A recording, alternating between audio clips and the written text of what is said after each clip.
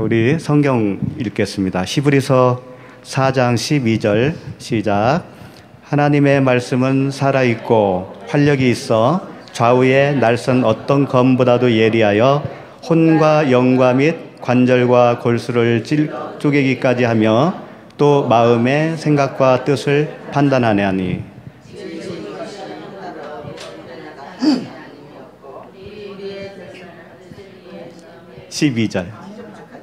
12절 한 절이었어요.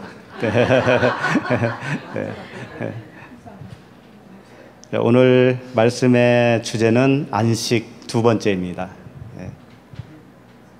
안식 세 번째까지 나가야 될 것 같아요. 안식이 뭐라고 그랬죠? 안식은 어린 나이의 일을 버리고 어린 나이의 일을 쉬는 거예요. 그리고 장성한 자의 일을 하는 겁니다. 어린아이의 일이 우리가 이렇게 언뜻 생각할 때는 굉장히 시시해 보이는 거라고 생각할 수가 있겠죠. 근데 시시하지가 않아요. 사람의 눈으로 볼 때는 굉장한 일들을 하는 겁니다. 근데 하나님의 눈에는 그게 어린아이의 일일 수가 있어요. 그걸 잘 분별해서 할 수 있는 게 성령의 사람이에요. 모든 말씀은요, 사실은 우리를 안식으로 이끄는 말씀입니다. 근데 안식에 이르기 전에 제일 먼저 전제되는 게 뭐예요? 생명으로 태어나는 거겠죠.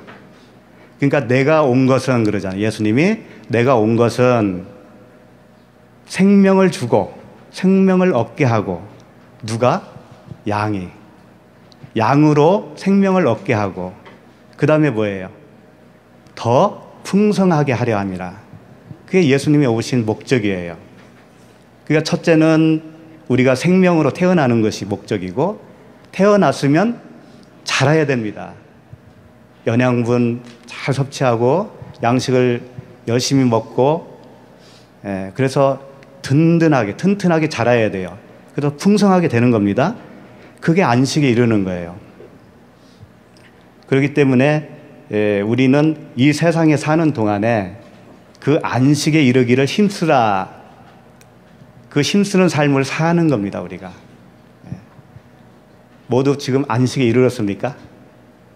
자신 있게 말씀할 수 있어요? 없어요? 네. 없다고 하는 분이 눈물을 흘리고 계시네. 네. 오늘 새로 오신 분 중에는 미국에서 오신 분도 계시고, 또 내일은 미국으로 가실 분도 계시네요. 그 다음에 카나다에서 오신 분도 계시고, 부산에서 오신 분도 계시네요. 네? 당진은 잠깐 경유지예요. 카나다에서 오신 분이에요. 카나다에서 당진의 경유 잠깐. 네. 저쪽 부천에서 오신 분은 명함도 못 꺼내요. 하여튼 감사합니다. 그래요. 우리가 그 어린 나이의 일, 이것은 율법주의적인 삶이에요. 그 율법주의적인 삶을 쉬는 겁니다. 쉬고 그리스도께서 주인이 된 삶, 성령이 이끄시는 삶, 그 삶으로 우리는 살아가는 겁니다. 그러기 위해서는 하나님의 섬기심을 우리가 받아야 되겠죠. 말씀으로 섬겨주시는 그 복음을 들어야 되겠죠. 그렇게 되는 겁니다. 그렇게 되기 전까지는 다 우리가 나 자신의 주인이었어요. 그게 염소예요. 마지막 때에 뭐라고 그랬습니까? 염소와 양을 구분한다고 그랬죠. 우리가 처음에는 다 염소로 출발하는 겁니다. 처음부터 양이라고 생각하지 마세요. 너희는 다 허물과 죄로 죽었다라고 그러잖아요. 허물과 죄로 죽어 있는데 무슨 양이에요, 우리가. 뿔 달린 염소로 살아왔다가 십자가에 달리신 예수 그리스도와 하나가 되는 순간에 우리는 다 양으로 변하는 거예요. 그래서 양과 염소, 그 부분을 말씀을 해 주셨잖아요. 그 부분을 좀 보면서 안식에 이르는 삶이 무엇인가를 여기서도 배울 수가 있어요. 잠깐 한번 보도록 하겠습니다. 마태복음 25장. 마태복음 25장 32절입니다.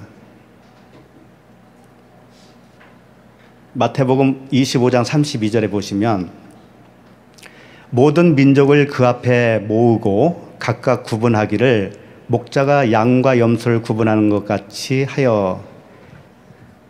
그 이전에 31절 말씀이 있죠. 한번 읽어주시겠어요? 제가 그걸 안 적어왔네요. 인자가 모든 천사와 함께 올 때, 인자가 자기 영광으로 모든 천사와 함께 올 때에 자기 영광의 보좌에 앉으리니. 그러죠. 25장 31절. 네. 이게 굉장히 오해가 되어지는 말씀 중에 하나입니다. 그래서 일부러 한번 보시는 거예요. 인자가 자기 영광으로 모든 천사와 함께 올 때, 이때가 언제라고 생각하세요? 모든 천사와 함께 올 때에 자기 영광의 보좌에 앉으리니 모든 민족을 그 앞에 모으고 각각 구분하기를, 이렇게 말씀하시니까 이 역사가 끝나는 어떤 시점을 생각하기 쉬워요. 소위 예수 그리스도의 재림이죠. 그걸 연상하게 하는 말씀 중에 하나거든요. 근데 결코 그런 말씀이 아닌 거예요, 이게 무슨 말씀이냐? 인자가 자기 영광으로 모든 천사와 함께 올 때, 천사가 누군지 아세요? 그리스도가 계신 분이 천사예요. 저와 여러분들이 그리스도를 모시고 있다면 천사라고요. 천사는 복음을 전하는 자가 천사예요. 그러니까 그 천사와 함께 올 때에 그랬어요.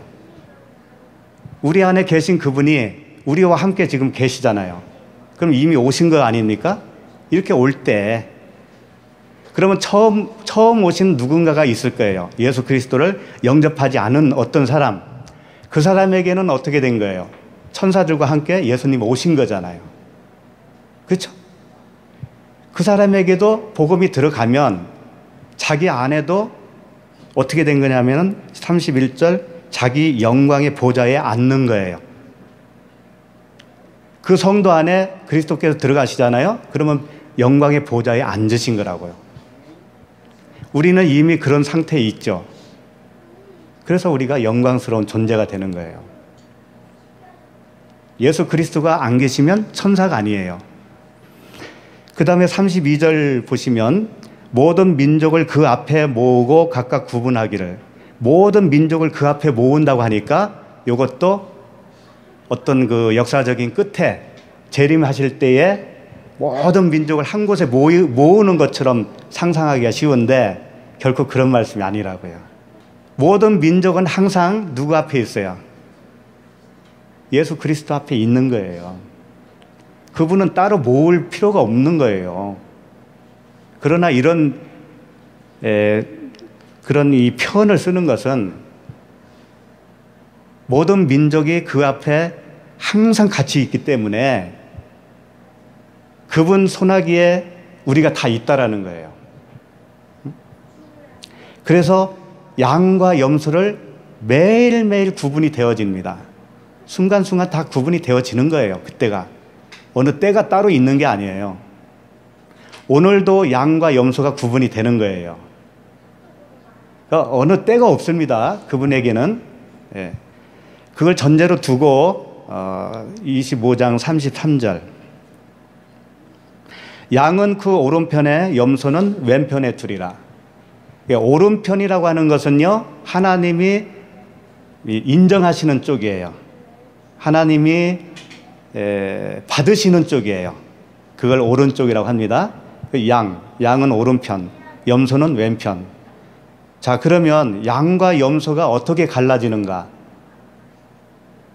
그것을 그 다음 절부터 설명을 하고 있습니다. 그때 임금이 그 오른편에 있는 자들에게 이르시되 내 아버지께 복받을 자들이여 나와 창세로부터 너희를 위하여 예비된 나라를 상속받으라.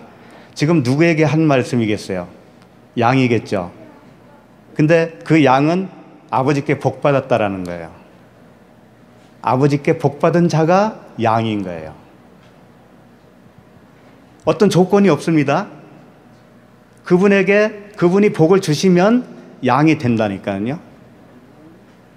그러니까 내가 어떤 노력으로 되는 게 아니라는 거예요. 그게 전제가 되는 겁니다.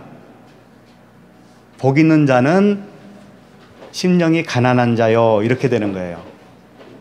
심령이 가난한 자는 복이 있는 게 아니고 복 받은 자는 심령이 가난한 거예요. 이게 복이 제일 먼저입니다. 그게 창세 전에 예비했다, 택하였다, 이렇게 표현을 할 수 있는 거죠. 그 상속된 나라를 주기 위해서 복을 주셨고, 그 복 받은 자가 누구냐면 양이라는 얘기죠.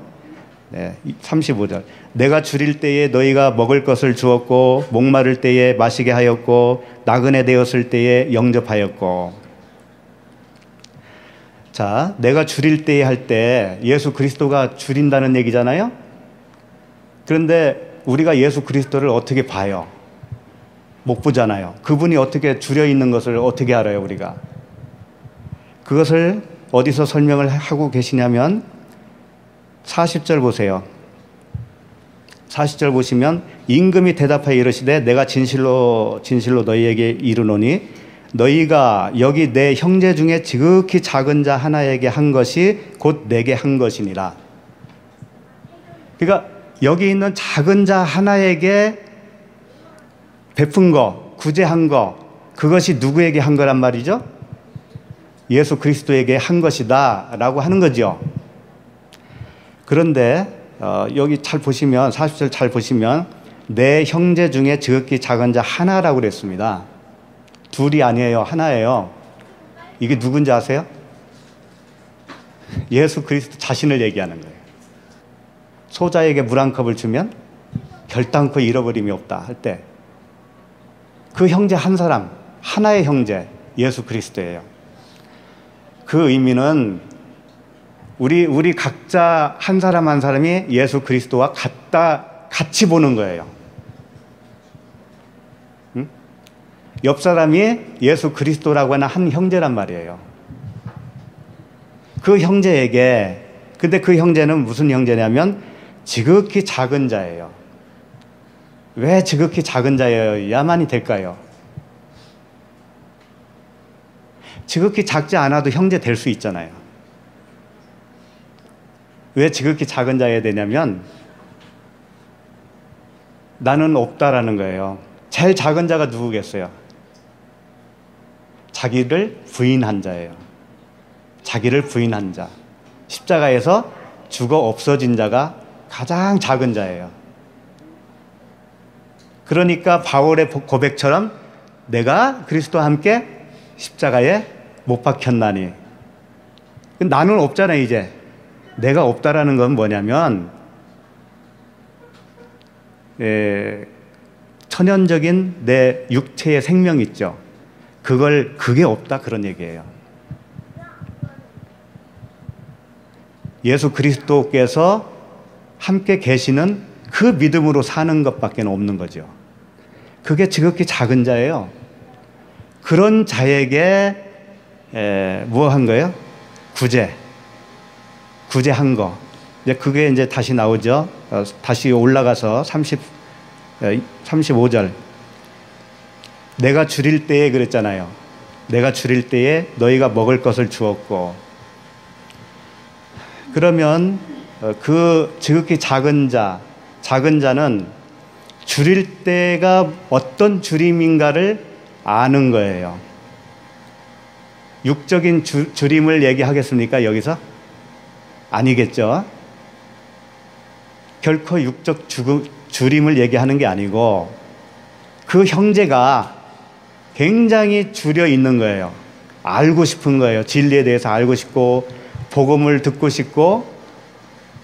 왜 그런 줄 알아요? 심령이 가난하기 때문에, 심령이 애통하는 상태이기 때문에. 그런 자에게 복음을 들려주는 것이 뭐예요? 줄인 자를 먹여주는 거잖아요. 네. 그러니까 심령이 가난한 자에게 복음을 들려주는 거, 그 다음에 목마르는 거, 목마를 때 마시게 하였다라는 거죠. 목이 말라요. 시냇물을 찾는 사슴과 같이 목이 말라요. 그 목마른 자에게 위의 물을 먹여줄 수 있는 거죠. 그게 양들이 할 수 있는 거예요. 그게. 그러니까 양들은 지금 어떤 것을 알고 있냐면 그 줄이고 목마른 것이 어떤 것인가를 아는 사람이에요. 그게 양이에요. 그게. 그러니까 지극히 작은 자가 어떤 의미인지를 알고 있는 사람이 양들이에요. 근데 그 양들은 그 복음을 전해줬는데도 불구하고 나중에 뭐라고 하냐면 내가 언제 그랬습니까? 그러죠. 왜 그럴까요? 왜 그런 말을 할 수가 있을까요? 38절 보시면 어느 때에 나그네 되신 것을 보고 영접하였으며 헐벗으신 것을 보고 옷 입혔나이까. 우리가 안 했다라는 거잖아요. 자기가 안 했기 때문에 그런 거예요. 자기가 안 했기 때문에. 누가 한 거예요? 주님이 하신 거니까. 그러니까 양들은 내가 내 몸을 불살라 준다 할지라도 내가 한 게 아닌 거예요. 그래서 내가 나를 주장할 수가 없어요. 그게 양들의 특징이라는 말이에요. 그게 안식에 이른 자예요. 그게. 다시 보면 35절 보면 줄일 때 너희가 먹을 것을 주었고, 영적인 줄임이겠죠. 목마를 때도 마찬가지고, 나그네 되었을 때, 나그네가 되었다라는 것은 이 세상 소속이 아니라는 얘기예요. 소속이 하늘로 바뀌었어요. 그러니까 이 땅에서 살지만 우리는 나그네와 행인 같은 그런 신분이 바뀐 겁니다. 그런 자에게 영접했다라는 거예요. 그런 자를 영접했다라는 거죠. 그러니까 양들은 이걸 알아먹는 거예요, 다. 그 다음에 헐벗었을 때에 옷을 입혔고, 헐벗었을 때 그 옷은 뭐겠어요?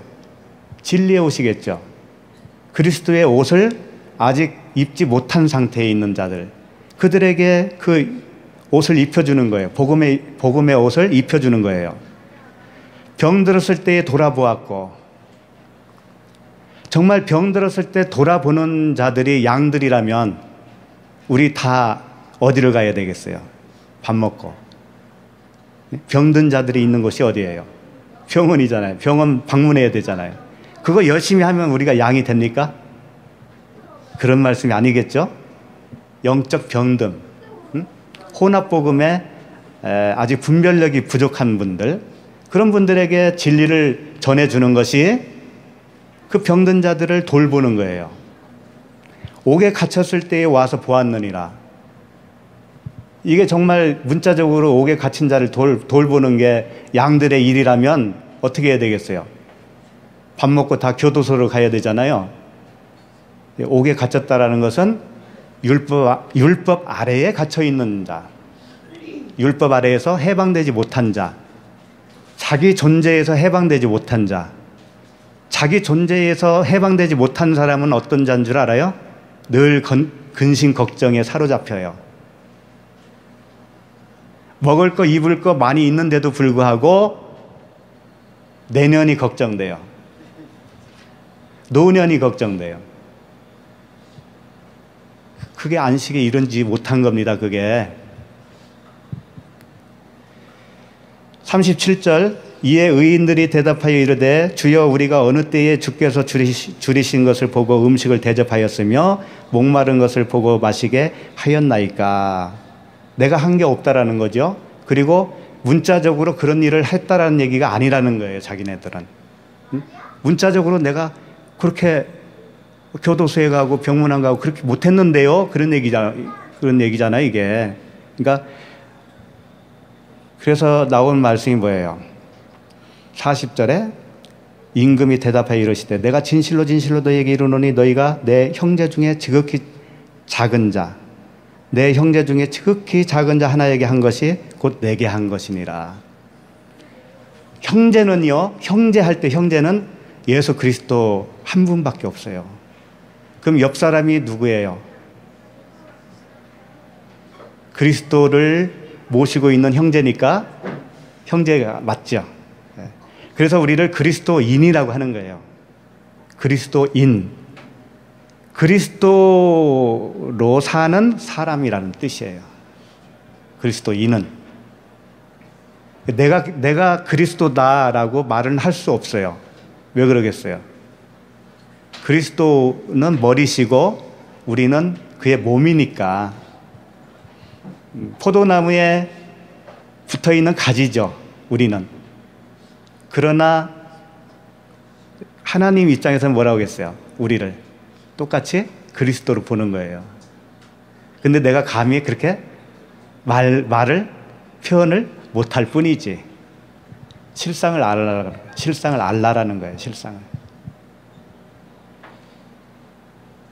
자, 근데 이제 염소에게 하는 말씀을 합니다. 41절부터. 또 왼편에 있는 자들에게 이르시되 저주를 받은 자들아 나를 떠나 마귀와 그 사자들을 위하여 예비된 영영한 풀에 들어가라. 저주를 받았다라고 하는 것은요, 복을 안 받은 것이 저주예요. 양들은 뭐라고 그랬어요? 복 받은 자들아 그랬잖아요. 그러니까 저주는 뭐냐? 복을 못 받은 자예요. 간단합니다. 행위의 이전에 이미 갈라졌다라는 거예요. 왼편에 있는 자들, 저주를 받은 자들, 나를 떠나 마귀와 그 사자들을 위하여 예비된 영원한 불에 들어가라고 그러죠. 마귀와 그 사자가 뭐예요? 나를 떠난 자가 마귀와 그 사자예요. 예수 그리스도와 떨어져 있는 그들이 마귀와 사자들이란 말이죠. 그래서 바리새인들에게 뭐라고 했어요? 너희 아비 마귀라고 안 했습니까? 너희 아비 마귀. 너희 아비가 마귀고 너도 뭐라는 거예요? 그의 사자라는 거예요. 다 같은 얘기예요. 사자나 그의 사자나 그 마귀나 같은 거라고요. 그러면 이렇게 생각을 했어요. 옛날에 어떤 생각을 했냐면, 지옥 하면은 여기 문자대로 그 마귀와 그 사자들을 위한 예비된 그곳이 지옥이라고 생각을 했잖아요. 그러면 이제 예수 안 믿고 죽으면 그 마귀가 가는 지옥에 나도 간다 이렇게 생각을 했잖아요. 그렇죠? 그 사탄 때문에 내가 예수를 못 믿게 되었다라고 하는 거 아닙니까? 그 원죄가 뭐라고 생각한 거예요?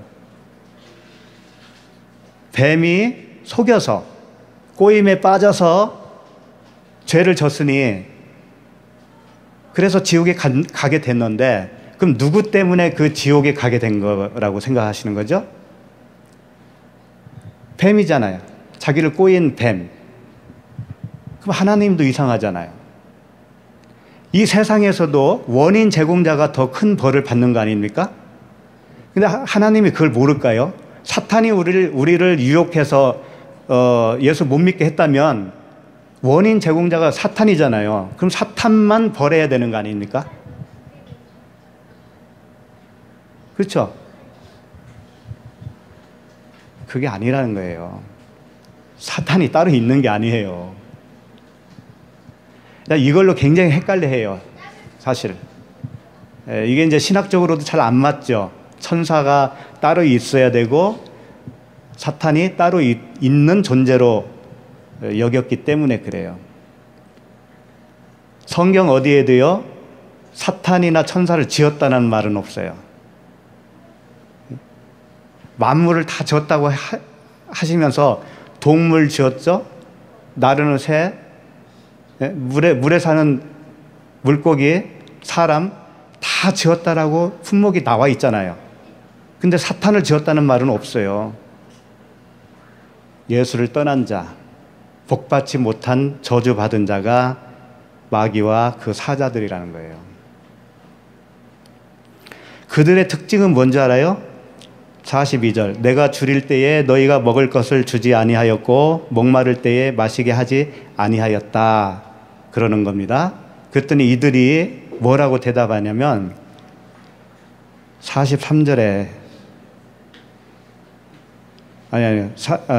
43절까지는 예수님이 하신 말씀이에요. 나그네 되었을 때에 영접하지 아니하였고 헐벗었을 때에 옷 입히지 아니하였고 병들었을 때에 옥에 갇혔을 때에 돌보지 아니하였느니라 하시니. 그러니까 이들이 뭐라고 대답해요? 그들도 대답하여 이르되 주 주여 우리가 어느 때에 주께서 줄이신 것을 목마르신 것이나 나그네 되신 것이나 헐벗으신 것이나 병드신 것이나 옥에 갇히신 것을 보고 공양하지 아니하더이까. 자기네들은 했다는 얘기 아닙니까? 정말 했으니까 했다고 한 거예요. 이들은 어떻게 했을까? 이 사람들은 문자적으로 한 거예요.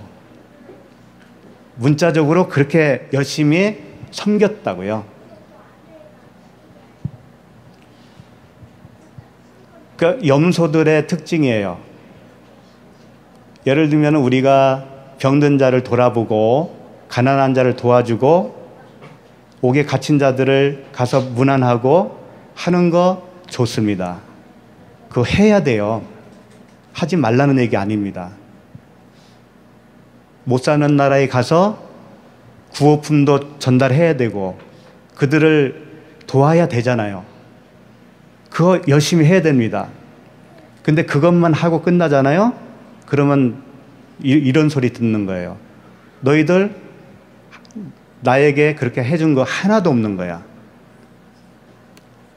그건 그냥 사람에게 한 거예요. 그건 사람에게. 예수 그리스도라고 하는 그 형제에게 한 것이 아니라 그냥 사람에게 한 거야. 그건. 그러니까 나하고 관계없는 거지. 이런 소리 듣는다니까는요. 그럼 우리들은 어떻게 해야 되겠어요? 병원 가는 거 때려쳐야 되고 어려운 사람 돕지 말아야 됩니까? 우리들은 해야 돼요. 같이 해야 된다고요. 같이. 두 가지 다 해야 된다고요. 이 가시적으로 문자적으로 도와주고 먹여주고 하는 것들은 무엇을 위해서 하는 겁니까? 우리들은 진짜 구제를 위해서 해야 되는 거잖아요. 진짜 구제. 진짜 병든 자, 영적으로 병든 자를 고쳐주기 위해서 몸에 병든 것을 돌보는 거예요. 그걸 무시하라는 얘기가 아닙니다. 그러니까 진리를 알았다고 냉랭하신 분들 많죠. 예? 그런 것은 다 비진리들이 하는 거야 하면서 굉장히 그걸 터부시한다고요. 도와주고 하는 거 이런 것들, 예? 어떤 뭐 이렇게 사랑으로 표현하고 이런 것들, 그건 비진리인데 뭐 복음도 아닌데 뭐 그거 거기에 그렇게 열심히 하냐? No, 안 그래요. 그걸 통해서 진짜 구제를 하기 위해서 하는 거예요. 그것은 아는 사람은 그렇게 하는 거예요. 그러니까 25장 45절에서 이런 말씀하시죠. 이에 임금이 대답하여 이르시되 내가 진실로 너희에게 이르노니 이 지극히 작은 자 하나에게 하지 아니한 것이 곧 내게 하지 아니한 것이니라. 그러니까 이 지극히 작은 자가 뭔지를 모르는 사람들이 누구예요? 염소들이에요. 그 영적 눈이 없는 자들. 그래서 육적으로만 잔뜩 도와주고 이렇게 도와준 것을 하나님이 아시겠지, 인정해 주시겠지라고 생각하는 자들. 그러니까 주님 앞에서 나 이거 다 했는데요 이렇게 주장을 하지 않습니까? 그건 뭐예요? 내가 한 거예요. 내가. 그리스도로 한 게 아니고 자기의 의로 했단 말이에요. 그게 양들이에요. 그들은 종교인이라 할지라도 안식이 없단 말이에요. 그런 분들은. 그러니까 양은 안식이 이른 자라면 염소는 안자도 모르는 분들이에요. 네. 그런 차이가 있습니다.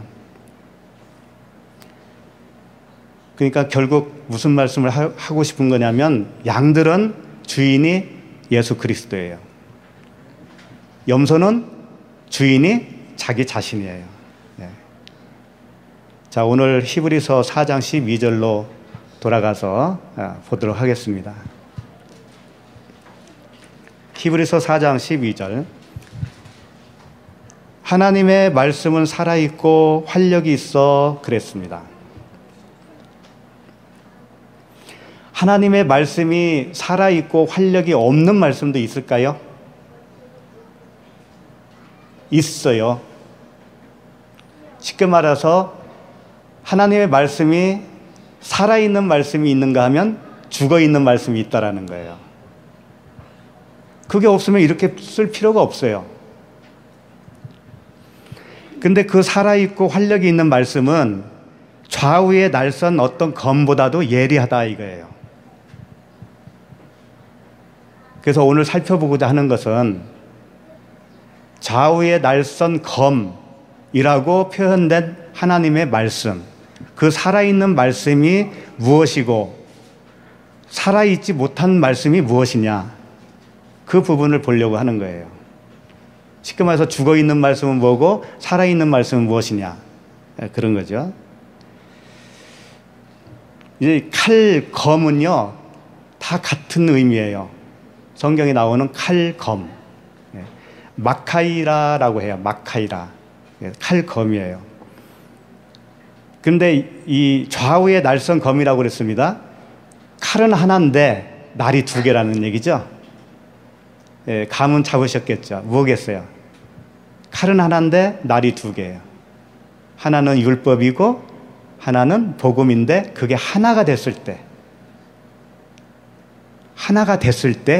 그게 살아있는 말씀인 거예요. 그럼 죽은 말씀은 뭐냐면 칼이 두 개인 거예요. 칼이 그냥 두 개. 하나가 되지 못했어. 하나는 율법이라고 하는 칼이고 하나는 복음이라고 하는 칼, 각각 있는 거예요. 근데 그 두 자루를 가지고 있으면 어떻게 되냐면 복음은 몰라요, 그 사람은. 왜?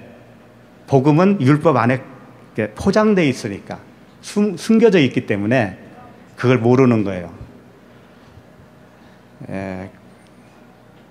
그러니까 이제 말씀이 이제 두 가지라고 그랬습니다. 죽은 말씀이 뭐냐면 활력이 없다라는 거죠. 표면적인 활자를 얘기하는 거예요. 아까 염소가 뭐라고 그랬어요? 언제 우리가 줄인 거 도와주지 않고 목마른 자에게 물을 주지 않은 적이 있습니까? 다 했다라는 거죠. 그게 표면적으로 했다라는 거예요. 율법적으로 했다라는 거예요. 그게 그렇게 알고 있는 것이, 하나님의 말씀을 그렇게 알고 있으면 죽은 하나님의 말씀을 가지고 있는 거예요. 율법주의자. 그럼 살아있고 활력이 있는 말씀은 뭐냐면 활자 안에 있는 그 이면적인 뜻으로 설명할 수가 있죠. 속뜻. 또 그리스도의 말씀인데 들어보셨을 거예요. 레마라고 들어보셨죠. 레마. 글로 표현되어 있는 말씀이지만 그게 내 안에 들어오면서 레마로 들려지는 거예요. 그게 무슨 의미인지를 내가 알아보는 거죠. 그게 나를 살리는 거예요. 그게. 그래서 성경은 항상 그런 말씀을 하시는 겁니다. 찾지는 마시고요. 제가 읽어드릴게요. 요한계시록 1장 16절에 보면 그의 오른손에 7별이 있고 그의 입에서 좌우에 날선 검이 나오고, 좌우에 날선 검이 입에서 나온다는 거예요. 이 검은 뭘 표현하고 있죠? 말씀. 살아있는 말씀입니다. 죽어있는 말씀 아니고. 요한계시록 2장 12절에는 버가모 교회의 사자에게 편지하라. 좌우에 날선 검을 가지신 이가 이르시되. 여기도 좌우에 날선 검을 가지신. 그 다음에 요한계시록 2장 16절 그러므로 회개하라. 그리하지 아니하면 내가 내게 속히 가서 내 입에 검으로 그들과 싸우리라. 할 때 이 검 다 말씀이에요. 에베소서 6장 17절에는 구원의 투구와 성령의 검, 구원의 투구와 성령의 검 곧 하나님의 말씀을 가져라. 성령과 검과 말씀 같은 거라는 거죠. 성령은 말씀이에요. 말씀을 검으로 표현한 것이고요. 그러면 좌우에 날선 검은 말씀드렸죠. 율법과 복음이 하나가 되어서 온전히 뜻을 깨닫게 된 그 말씀, 그것이 좌우에 날선 검이에요. 근데 처음부터 좌우에 날선 검을 가질 수가 없어요. 누구나 그렇습니다.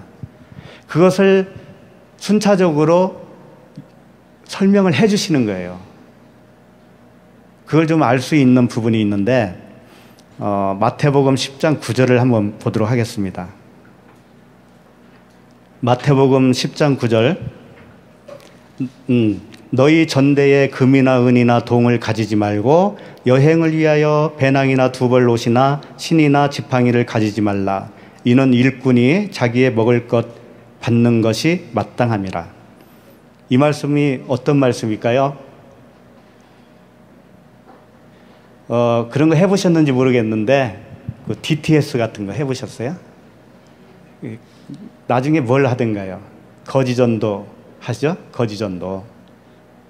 아무것도 가지지 않고 돈도 안 가져가고 음식도 가지지 않고 어딜 가요? 예를 들면 서울에서 부산이라고 하는 목적지를 두고 여행을 가는 거예요. 전도 여행을 가는데 거지전도를 하는 겁니다. 이 말씀을 문자 그대로 받은 거예요. 이 말씀을. 그러니까 이게 어떤 말씀이냐면 예수님이 70명을 따로 불러서 둘씩 전도 나가게 시켰어요. 그러면서 하신 말씀이거든요. 전도하러 갈 때 너희 전대나 금이나 은이나 동을 가지지 마라. 그리고 여행을 위하여 배낭, 두벌로 신이나 지팡이를 가지지 말아라. 그러면서 하는 말씀이 일꾼이 자기의 먹을 것 받는 것이 마땅함이라. 그러니까 아무것도 안 가져가도 누군가를 통해서 너를 먹여줄 거야 라고 하는 말씀이잖아요. 이게 그렇게 들려지잖아요. 그래서 그 전도 여행을 했다니까요. 근데 해보니까 어때요? 정말 해지잖아요. 돈 없는데 누구에게 차비 좀 얘기했더니 주더라는 거죠. 또 어느 집에 가서 밥 좀 달라고 하니까 밥을 주더라는 거예요. 그러면서 뭐 어떤 생각을 해요? 야, 이 말씀이 맞구나. 하나님이 여비도 주고 밥도 먹여주고 재워주고 다 하는구나. 그건 다 하는 거예요. 예수님과 관계 없는 사람도 다 할 수 있다고요. 그거. 제일 잘하는 사람이 누군지 알아요? 거지들. 정말 거지들 있잖아요. 그분들에게 부산 갔다 오라고 해보세요. 갔다 오고요, 돈이 이렇게 남아요. 그래서 그 사람들은 하나님 인도함이 없는데도 불구하고. 이 말씀이 그런 말씀이겠어요, 이게? 전도할 때 아무것도 가져가지 마. 그래도 내가 다 먹여주고 재워주고 할 거야. 그런 말씀이겠어요, 이게?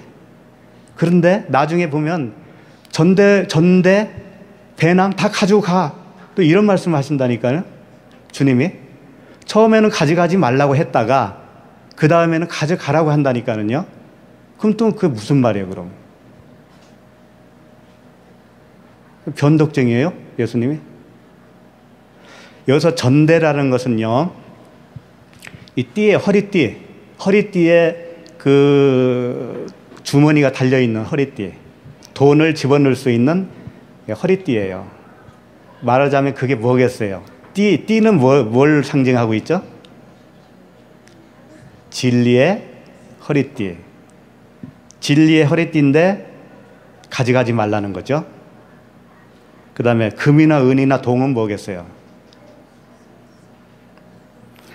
출애굽기 보면 애굽에서 나올 때 이런 말씀을 하셔요. 백성에게 말하여 사람들에게 각기 이웃들에게 은금 패물을 구하게 하라 하시더니, 애굽에서 이스라엘 백성들이 나올 때 은금 패물을 다 가지고 나오죠. 애굽 사람들에게 달라고 해서 다 가지고 나와요. 그게 나중에 뭘 만들어요? 성전 지을 때 재료로 씁니다, 그걸. 그러니까 여기서 말하는 금, 은, 동은 뭐냐면 성전 짓는 재료예요, 재료. 성전 짓는 재료. 전도하는 게 뭐죠? 성전 짓는 거 아닙니까? 근데 그걸 놓고 가라는 거예요, 지금. 성전 짓는 재료를 놓고 가라는 거예요, 지금. 예수님이. 왜 그러는가를 조금 이따 말씀드릴게요.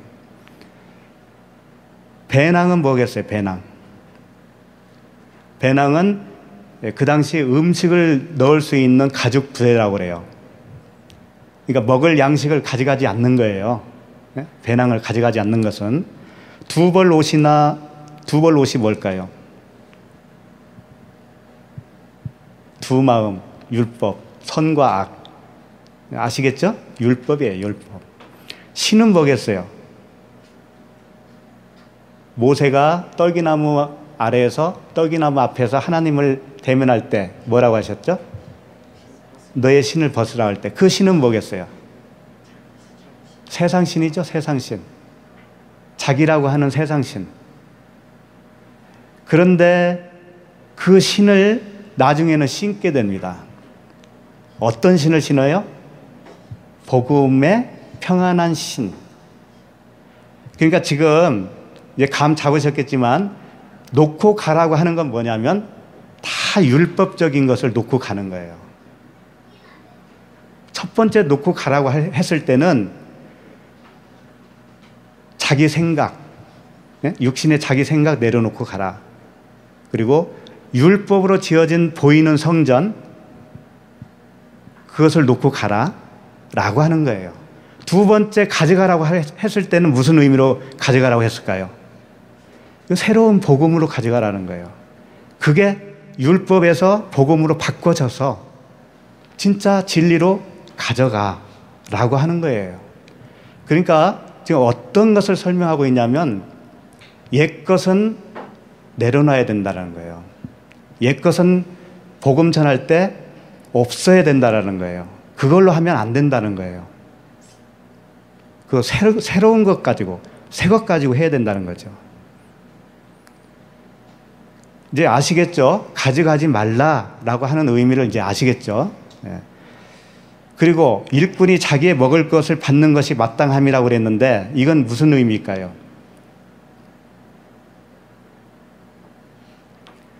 가져가는 거, 배낭, 전대, 지팡이, 이게 그 율법이라고 한다면 여기서 먹을 것이 받는 거, 먹을 것 받는 것이 마땅하다고 그랬는데 이것도 진짜 먹는 것이 아닐 거 아니에요. 그럼 이게 뭘까요, 그러면?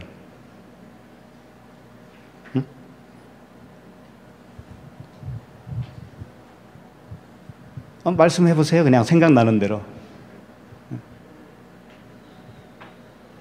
어느 집에 가면 물도 주고 식사도 주고 그러잖아요.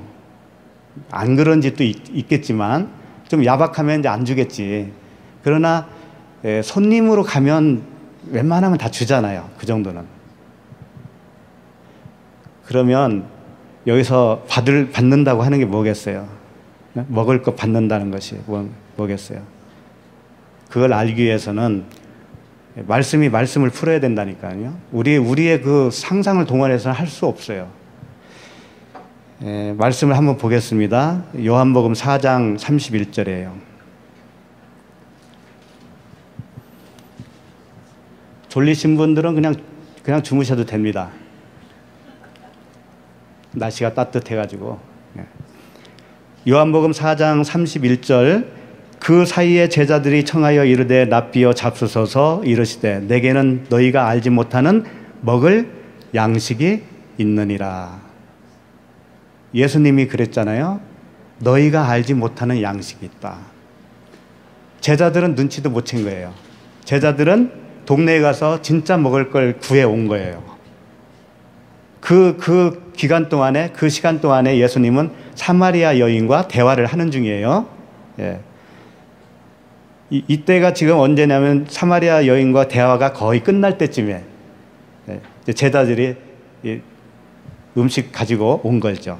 잡수세요 이러니까 내게는 너희가 알지 못하는 먹을 양식이 있어. 그러면서 뭐라고 하냐면 제자들이 서로 말하되 누가 잡수실 것을 갖다 드렸는가 하니 제자들은 아직도 모르는 거예요. 그 의미를.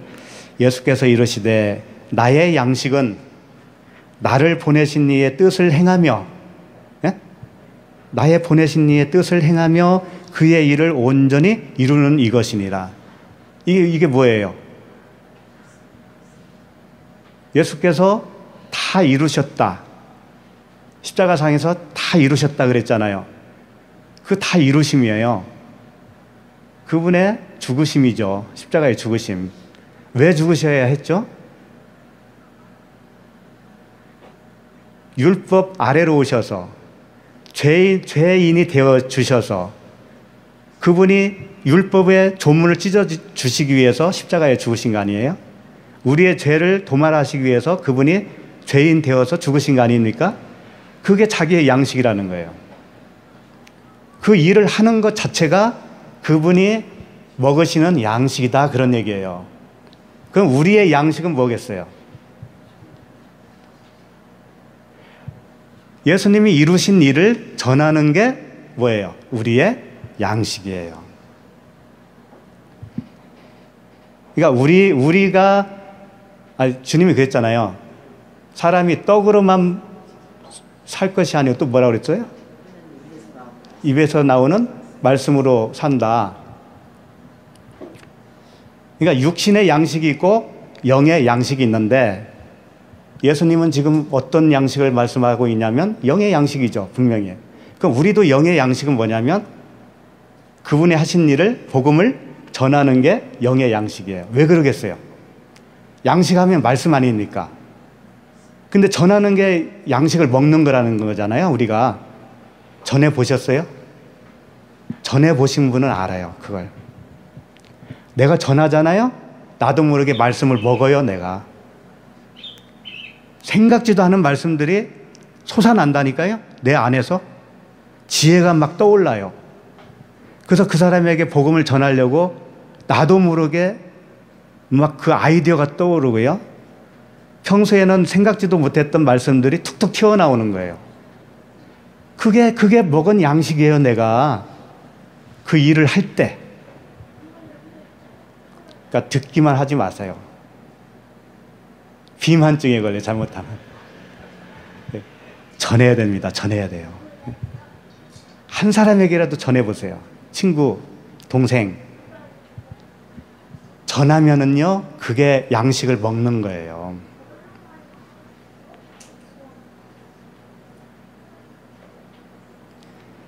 요한복음 이왕이 봤으니까 그 35절을 한번 보실까요? 너희는 넉 달이 지나야 추수할 때가 이르겠다 하지 아니하느냐? 그러나 나는 너희에게 이르노니 너희의 눈을 들어 밭을 보라, 휘어져 추수하게 되었도다. 넉 달이 지나야 된다는 것은 이건 이제 뭐죠? 속담.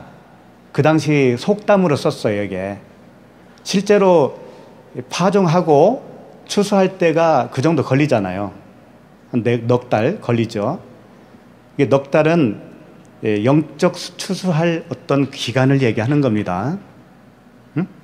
심고 거두는 기간. 지금은 이제 휘어졌다 이거예요. 왜 그럴까요? 예수님이 십자가에서 다 이루시면 이제 거두게 되는 거니까, 그때부터는. 예? 그러니까 지금 거두기 직전이란 말이에요, 이게. 4장 36절. 거두는 자가 이미 싹도 받고 영생에 이르는 열매를 모으나니. 거두는 자가 이미 싹도 받았다라는 거예요. 거두는 자가 누구냐면 제자들이 거두는 자예요. 근데 왜 이미 싹을 받았을까요? 이미 구원받았다, 그런 얘기예요. 그러나 너희에게 이르노니 너희 눈을 들어 밭을 보라 했구나. 36절. 거두는 자가 이미 싹도 받고 영생에 이르는 열매를 모으나니 이는 뿌리는 자와 거두는 자가 함께 즐거워하려 함이라. 그런즉 한 사람이 심고 다른 사람이 거둔다 하는 말이 옳도다. 한 사람이 심는 거예요. 누구? 예수 그리스도. 거두는 자는 누구예요? 수많은 제자들, 우리들이 거두는 거예요. 그런데 거두는 자와 뿌리는 자가 함께 즐거워한다고 그러잖아요.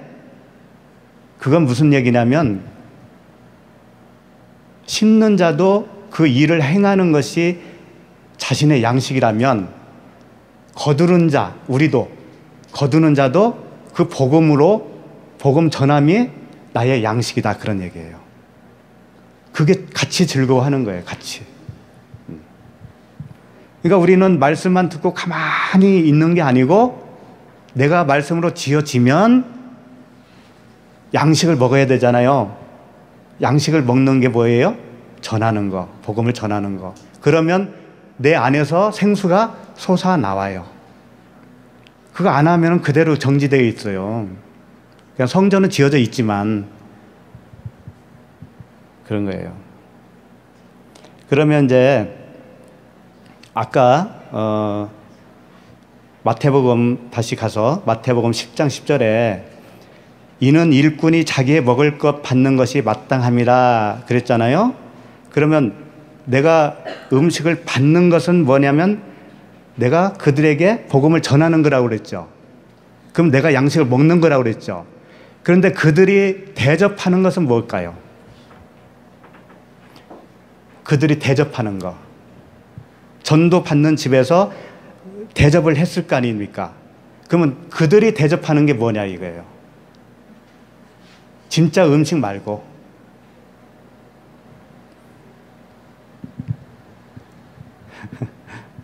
잘 생각하면 답이 다 나와요, 이게.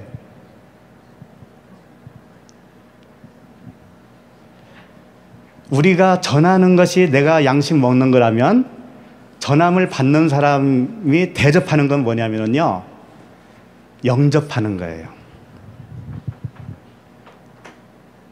이제 이해가 가요? 영접하는 거라고요. 내가 전하는 그 복음을 받잖아요? 그러면 나를 대접한 거예요. 대접을 안 하는 것이 뭔지 알아요? 복음을 안 받는 거. 복음을 안 받으면 아무리 음식을 융성하게 대접했어도 그 사람은 헛대접한 거예요. 대접한 게 아니에요, 그 사람은. 그걸 잘 보여주는 게 요한복음 4장 7절 한번 보시겠어요? 요한복음 4장 7절.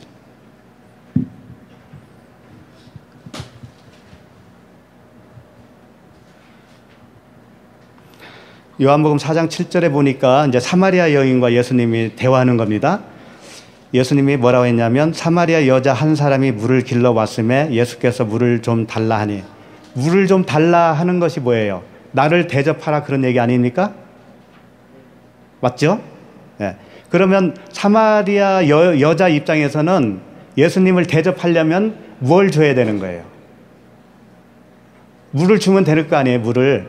근데 예수님은 진짜 먹는 물을 달라고 한 게 아닐 거 아닙니까? 어떤 물을 달라고 했을 거예요? 생명수? 너에게 진리의 말씀이 있냐? 한번 나에게 한번 주어봐. 그거 아니겠어요? 근데 사마리아 여인에게는 그 물이 있어요, 없어요? 당연히 없겠죠. 그렇죠? 그 질문 자체를 어떻게 받아들이겠어요? 진짜 물을 달라고 하는 줄 알 거 아닙니까? 그래서 계속 사마리아 여인은 딴소리 하는 거예요. 자, 계속해서 볼게요. 이는 제자들이 먹을 것을 사러 그 동네에 들어갔음이러라. 예수님께 그 먹을 양식, 드릴 양식을 얻으러 동네에 들어간 사이에 사마리아 여인과 지금 대화하는 거예요. 9절, 사마리아 여자가 이르되 당신은 유대인으로서 어찌하여 사마리아 여자인 나에게 물을 달라 하나이까? 이는 유대인이 사마리아인과 상종하지 아니함이러라. 사마리아인과 유대인들이 서로 왕래도 안 하는 그런 상황인데 어찌 당신이 나에게 물을 달라고 합니까? 역시 이때만 해도 어떤 물을 얘기하는 거예요? 사마리아 여인은 진짜 물이죠, 진짜 물. 예. 10절, 예수께서 대답하여 이르시되 내가 만일 하나님의 선물과 또 내게 물 좀 달라 하는 이가 누구인 줄 알았더라면 내가 그에게 구하였을 것이요 그가 생수를 내게 주었으리라.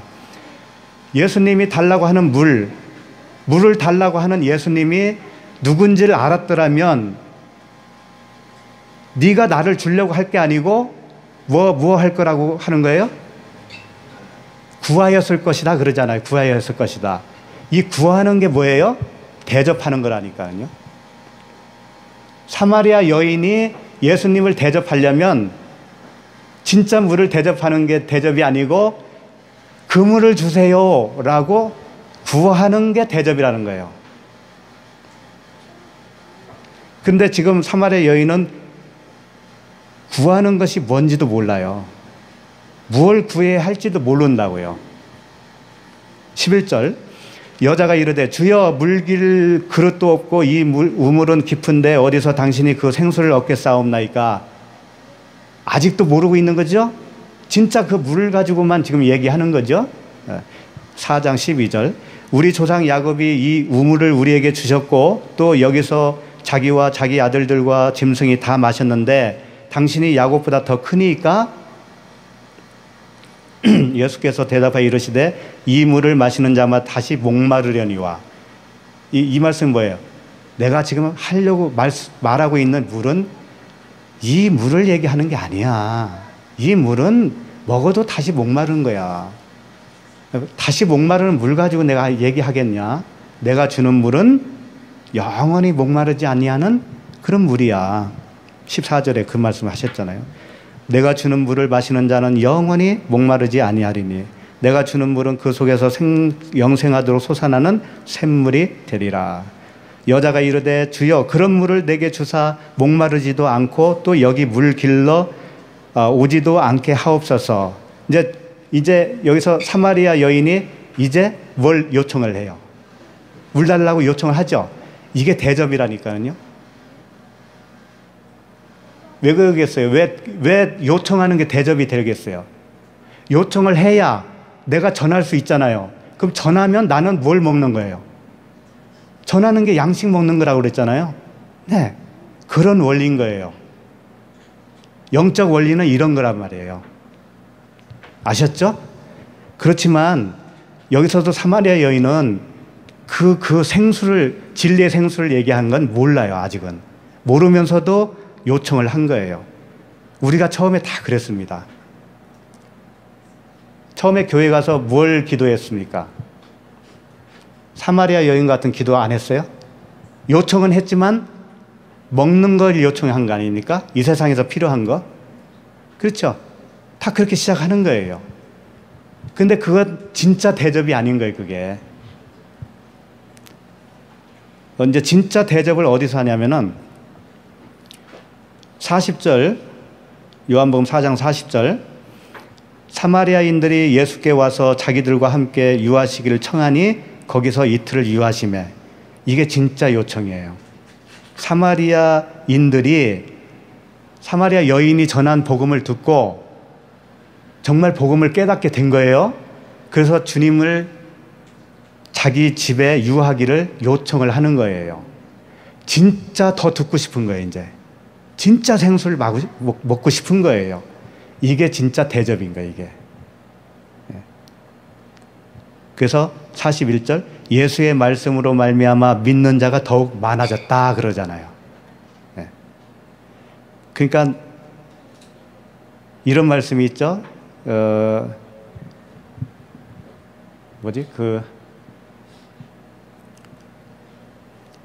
황금률이라고 들어봤죠. 황금률. 몇 장 몇 절도 아시네. 네. 대접을 누구든지 남에게 대접을 받고자 하는 대로 너희도 남을 대접하라. 이것이 율법이요 선지자니라 그랬어요. 그러니까 남에게 대접받기 위해서는 내가 먼저 대접하라 그런 얘기죠. 남에게 밥 한 그릇 대접받으려면 내가 먼저 밥을 한번 사라는 얘기잖아요. 그게 무슨 황금률이에요. 그게 계산된 거지. 그 계산된 거 아닙니까? 남에게 얻어먹기 위해서 내가 먼저 대접하는 게 그게 뭐 잘하는 거예요, 그게? 계산적이잖아요. 근데 그걸 황금률이에요. 그리고 율법이요 선지자니라고 그러잖아요. 율법이요 선지자 구약 성경에 다 이걸 말씀했다 이거예요. 다 이걸 얘기했다라는 거죠. 이건 대단히 중요한 말씀 아니겠어요? 그렇다면? 뭐겠어요? 먼저 대접하는 게. 요청하는 거라고 했잖아요. 요청. 주세요. 성령을 주세요. 진리를 주세요. 그리스도께서 저에게 임하여 주시옵소서. 이게 뭐예요? 대접하는 거예요, 이게. 주님을 대접하려면 이렇게 대접해야 되는 거예요. 이렇게 대접하면 대접을 했기 때문에 그분이 주셔요. 그 요청한 걸 주시는 거예요. 그래서 이제 윤곽이 이제 드러났죠, 이제. 예? 아까 가져가지 마. 그래도 너 다 먹을 거 있을 거야. 라고 하는 말씀이 뭐예요? 영적인 말씀이잖아요, 다. 그들이 너를 영접하면 그들이 너를 대접한 것이요. 그 대접에 너희가 복음을 전하면 네가 양식을 먹은 거야. 그 말씀이란 말이에요. 그렇다고 또 신방 가면 과일 하나도 내지 않고 그냥 진리만 말씀해 주옵소서, 대접했습니다, 이렇게 하지 마세요. 그러니까 하나 얘기하면 꼭 하나에 꽂혀요.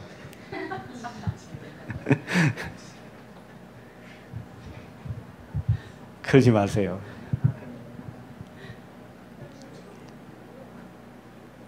누가복음 10장 3절을 보시겠습니다. 누가복음 10장 3절에도 아까 마태복음에서 본 것과 비슷한 구절이에요. 10장 3절, 갈지어다 내가 너희를 보냄이 어린 양을 이리 가운데로 보낸가 같도다. 자, 어린 양을 이리 가운데로 보냄과 같다라는 거죠. 왜 그럴까요? 아직 복음을 못 받은 사람은 누구예요? 이리. 복음을 가지고 가는 나는 뭐예요? 양이죠? 예, 그렇게 가는 거예요. 그러면 그 사람이 이리가 복음을 받아들이지 않으면 어떻게 되는 거예요? 충돌이 일어나겠죠? 받아들이면 어떻게 되는 거예요? 같이 양이 되는 거죠. 그 말씀을 이사야에서 이렇게 표현한 거예요. 이사야 65장 25절에는 이리와 어린 양이 함께 먹으며, 들어보신 적 있죠? 이리와 양이 함께 먹는 거예요. 이게 뭐예요? 복음으로 하나 될 때, 하나 되는 거예요.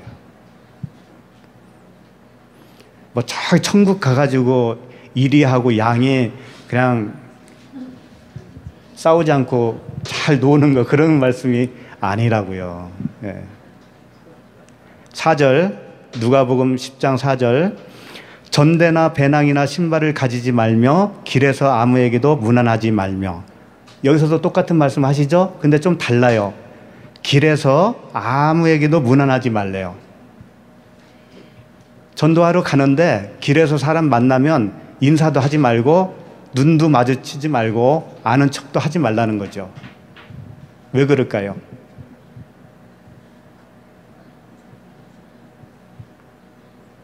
그리고 5절에서는 또 이런 말씀하시죠. 어느 집에 들어가든지 먼저 말하되 이 집이 평안할지어다 하라. 이건 이제 뭔지 잘 아는 것처럼 보이죠.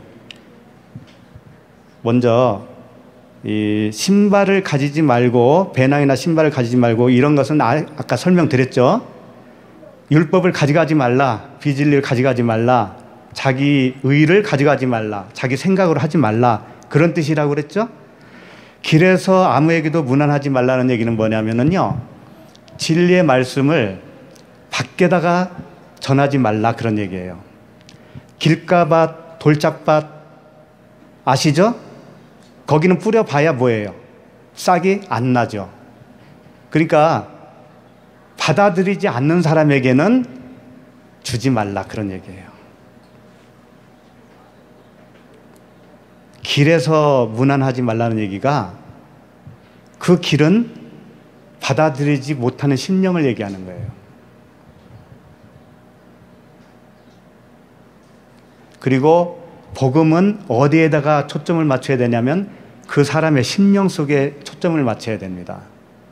심령 속에 초점을 맞추지 않는 것은 뭐냐면요, 행위를 말하는 거예요. 대개는 그렇게 전하지 않습니까? 복음 전할 때 교회 나오세요, 봉사 열심히 해보세요, 기도 열심히 해보세요. 이게 뭐예요? 다 길가예요. 이게 다 길가. 집에다가 평안을 빌라고 그랬잖아요. 지금 집이 뭐예요? 성전, 마음 성전. 응? 그 10장 5절에 어느 집에 들어가든지 먼저 말하되 이 집이 평안할지어다. 이건 뭐냐면 이 집이 평안하고 아미롭고 잘되고 이런 걸 빌으라는 얘기가 아니고 뭐예요? 평안이 뭐예요? 에이레네. 평안은 복음이에요. 복음을 전하라, 그런 얘기예요. 근데 어디에다 전해야 되는 거예요? 마음에다가, 마음 성전에다가. 행위를 유발시키면 안 돼요. 언약을 주어줘야 돼요. 언약. 하나님이 이렇게 약속하셨어. 너를 위해서 이렇게 예비했단다. 그 언약의 말씀을 전하란 말이에요. 그 마음에. 그리고 그렇게 평안할지어다 하면 6절에 보면 만일 평안을 받을 사람이 거기 있으면 너희의 평안이 그에게 머물 것이요. 복음을 전했을 때 복음을 받아들이면 그 사람 심령에 그 복음이 머문다 그런 얘기예요. 그런데 그렇지 않으면 어떻게 되는 거예요? 너희에게로 돌아오리라. 이 말씀을 또 이렇게 왜곡을 했어요. 어떻게 했냐면 집집마다 돌아다니면서 예수 믿으세요. 예수 믿어 복 받습니다. 막 쫙 해놓고 그 집들이 그걸 안 받아들이잖아요. 그럼 그 집에 임해야 할 복이 다 내게로 온다 이거지. 그럼 내가 얼마나 많은 복을 받겠어요? 예? 그러니까 한 집 돌아다니는 사람하고 10집 돌아다니는 사람하고는 비교가 안 되죠? 다 그렇게 이용했다니까요. 정말 화나요. 그 사람이 그 복음을 안 받아들이잖아요? 그러면 내 안에 그 복음 그대로 있는 거야. 그런 얘기예요. 그대로 있어. 말씀은요, 돌아간다고 그랬죠? 회전하는 그림자가 없다고 그랬잖아요. 하나님의 말씀은. 말씀이 떠납니다. 근데 안 받아들이잖아요? 그럼 그대로 와요. 그 말씀이에요. 그 사람이 안 받아들인다고 해도 나는 그대로 있어. 내 안에 복음이 그대로 있는 거야. 7절. 그 집에 유하며 주는 것을 먹고 마시라. 일꾼이 그 싹을 받는 것이 마땅하니라. 자, 그 집에 유하면서 먹고 마시라는 거죠. 먹고 마시는 게 뭐라고 그랬죠? 네? 그 집에서 요구하는 거, 요청하는 게 뭐라고 그랬어요? 영접하는 게 뭐라고 그랬어요? 그게 대접이라고 그랬잖아요. 그 영접에 나는 계속 복음을 전해주는 거예요. 그러면 그게 먹고 마시는 거란 말이에요. 그게 그 싹을 받는 거예요, 내가. 말씀이라고 하는 음식을 내가 계속 먹었으니까 그게 싹이란 말이에요. 싹. 그리고 이 집에서 저 집으로 옮기지 말라. 이건 뭐냐면은 이 집에서 이미 성전으로 지어졌잖아요. 그런데 다른 성전으로 만들지 말라 그런 얘기예요. 복음으로 전해놓고 나중에 딴소리 하지 말라는 거지. 복음으로 전해주고 율법으로 행동을 유발시키려고 노력하지 말라는 거예요. 복음으로 성전이 지어지면 다 알아서 해요. 다 알아서 한다고요. 이렇게 하라 마라 할 필요가 없다니까. 누구한테 배울 필요가 없다고 그랬죠? 왜? 그분 안에 누가 계신데, 그분 안에 계신 분이 하시는 거니까. 그걸 못 믿기 때문에 우리는 이래라 저래라 자꾸 그 행동을 강요한다니까요. 그러니까 전할수록 말씀의 양식이 나에게 공급이 되어지는 거예요. 8절. 지금 어디 하는 거죠? 네, 누가복음 10장 8절. 길 잃어버리지 마세요. 어느 동네에 들어가든지 너희를 영접하거든 너희 앞에 차려놓은 것을 먹고, 여기서 나오잖아요. 예? 동네에 들어가든지 너희를 영접하거든, 영접하는 게 그게 차려놓은 음식이라는 거예요.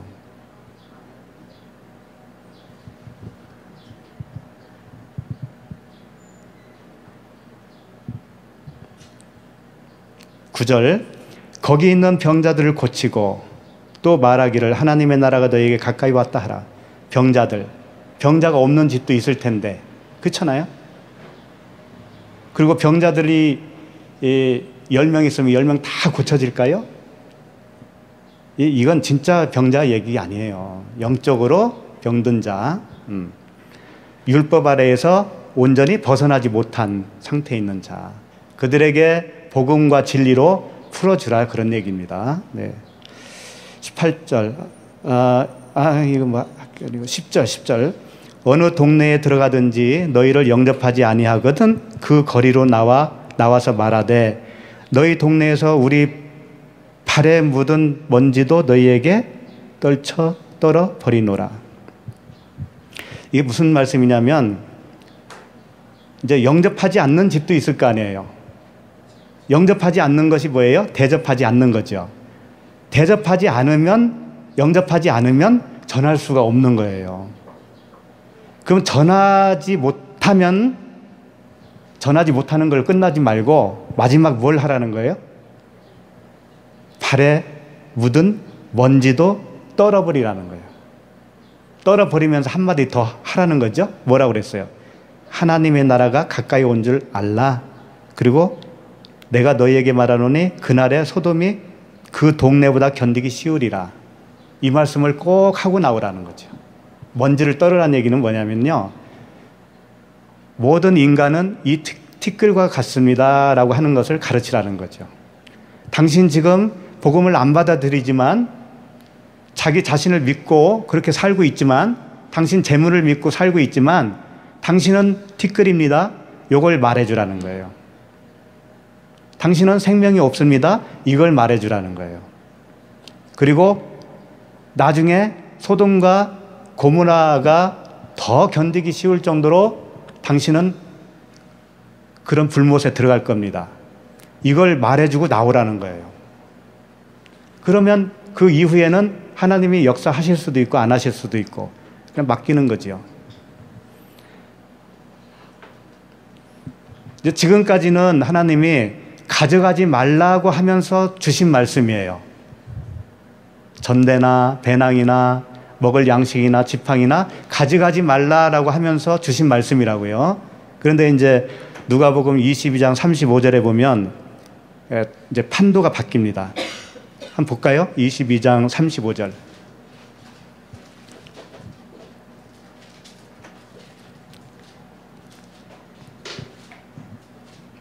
그들에게 이르시되 내가 너희를 전대와 배낭과 신발도 없이 보내었을 때에 부족한 것이 있더냐 이르되 없었나이다. 그래요.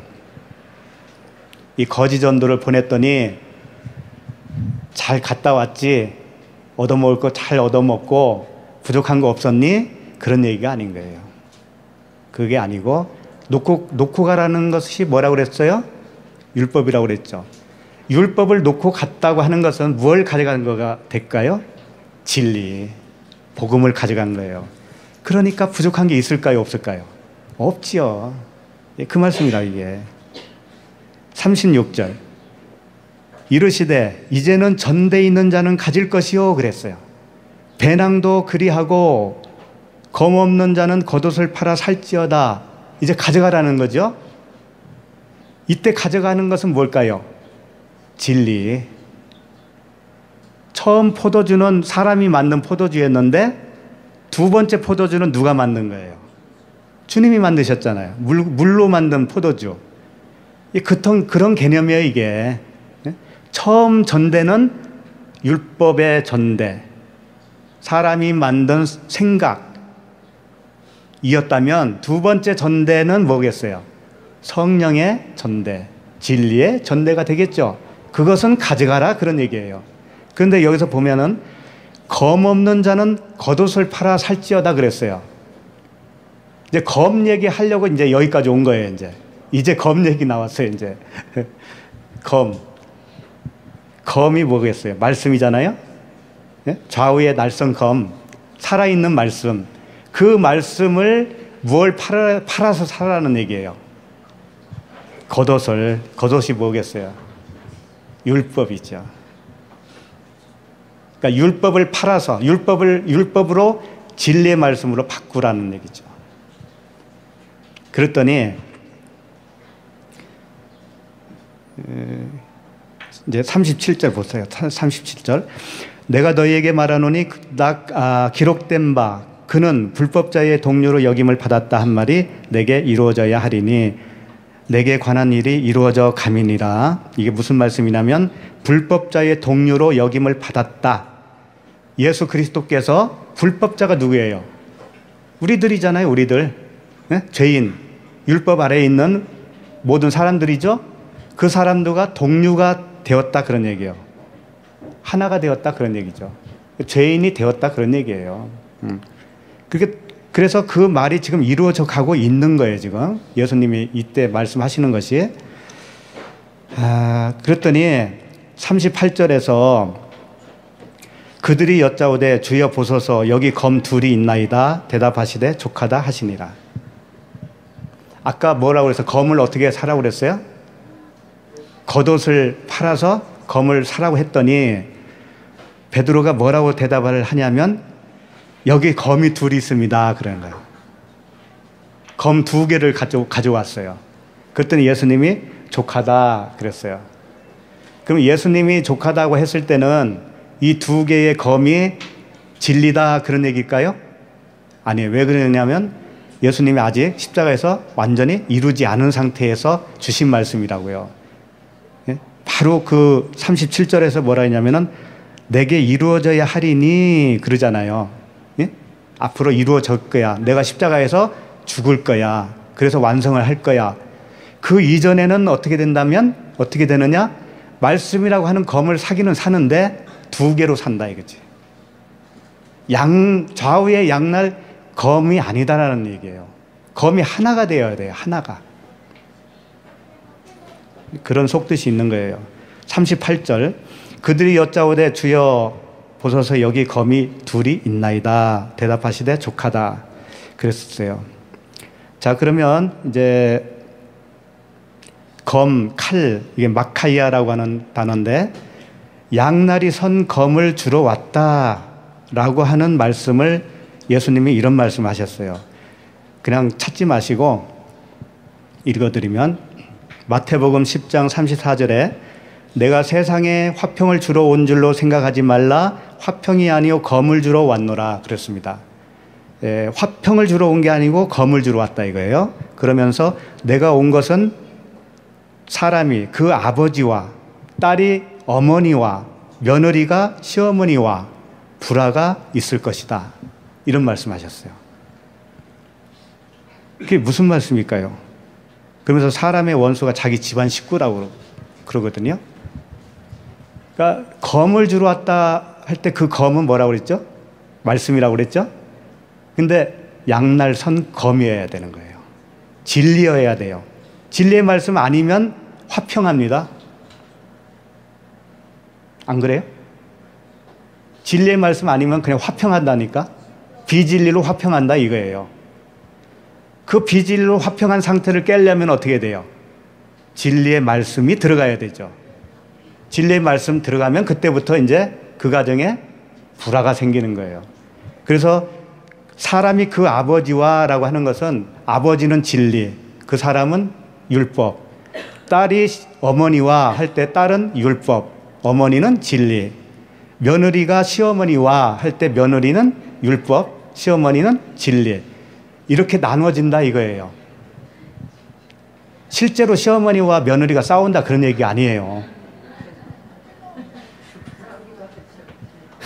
싸우기도 해요 진짜. 네. 실제로 진짜 원수같이 되는 집안이 있죠. 어쩔 수 없어요. 어쩔 수 없다고요. 그게 가시적으로 나타나요 그게. 네. 그러니까 유튜브에서 몰래 듣는 분이 남편하고 이렇게 잘 안 맞는 분이 있어요. 같은 게 말이 안 섞어지는 거지. 굉장히 갈등이 심한 그런 가정도 있더라고요. 그리고 이제 누가복음 12장 49절에 이런 말씀이 있어요. 내가 불을 땅에 던지러 왔노니 그래. 불을 땅에 던지러 왔노니 이 불이 이미 붙었으면 내가 무엇을 원하리요? 이런 말씀도 하셨는데 여기서는 검을 불로 표현을 한 거예요. 검, 불 같은 겁니다. 성령의 불이라고 들어보셨어요? 성령의 불. 성령, 말씀, 진리. 그 진리의 말씀이 불로 표현을 한 거죠. 그러니까 불, 검, 말씀 다 같은 말이에요. 그래서 안식일에 이제 거의 끝나가니까는요. 안식일에 불을 피우지 말라는 말씀이 있어요. 안식일에. 그게 무슨 뜻일까요? 지난주에는 뭘 하지 말라고 그랬죠? 안식일에? 나귀에다가 짐을 잔뜩 싣고 어디로 들어오지 말라?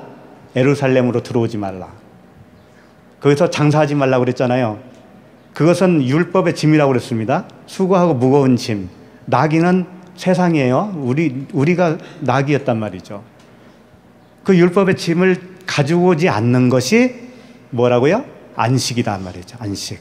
근데 이제 여기서는 불을 피우지 말라고 그랬어요. 그 부분을 잠깐 한번 보시겠습니다. 출애굽기 35장 2절. 그냥 제가 읽을게요. 출애굽기 35장 2절. 엿새 동안은 일하고 일곱째 날은 너희를 위한 거룩한 날이니 여호와께 엄숙한 안식일이라. 누구든지 이날에 일하는 자는 죽일지니 3절. 안식일에는 너희의 모든 처소에서 불도 피우지 말지니라. 근데 불을 피운 자가 있습니다.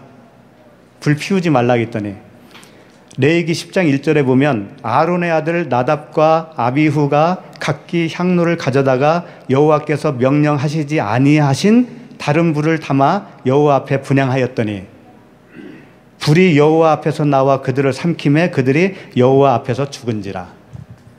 이게 같은 연관된 말씀들이거든요. 여호와께서 말씀하지 않는 불을 피우다가 죽었어요. 그게 안식일날 불 피우지 말라는 뜻이에요. 그게. 그럼 그 불은 무슨 불일까요? 내 생각에서 나온 불이에요. 세상 지식으로 나온 불이에요. 율법적인 말씀이 불이라고요. 그게 여호와가 원하지 않는 불이에요. 오직 무슨 불이어야만 되는 거죠? 성령의 불. 근데 안식일에는 불을 피우지 말라고 그랬단 말이에요. 왜 그랬을까요? 이미 성령 자신이 불이기 때문에. 내가 성령 안에 있으면 안식에 이른 거죠? 그러면 이미 불 안에 있는 거예요. 불 피울 필요가 있어요, 없어요? 없지요. 그러니까 안식일 날은 불을 피워서는 안 된다는 거예요. 그분이 불이에요, 그분이. 그 말씀 자체가 불이라고요.